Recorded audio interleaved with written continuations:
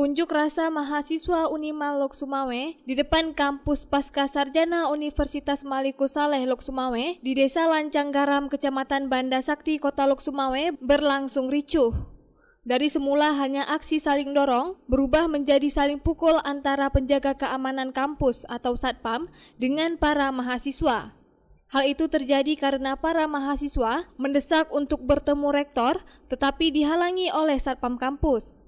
Malah salah seorang pihak keamanan kampus dengan memakai baju sipil sempat mencekik salah seorang mahasiswa yang akhirnya memicu kemarahan mahasiswa dan aksi saling dorong, saling pukul tidak dapat dihindarkan.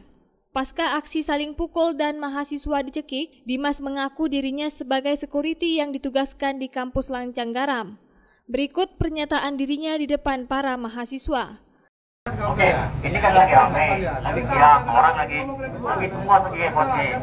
Jadi saya ditarik dari belakang, ya saya bela diri lah. Mana ada tarik? Tahan dulu, udah. Oke, bapak dari mana? Tahan dulu. Oke, ya, udah, mundur. Pelan-pelan, sabar. Oke, hidup mahasiswa. Hidup mahasiswa. Oke, bapak dari mana? Kalian yang pura-pura nggak tahu, kalian sudah sering lihat saya di mana posisinya.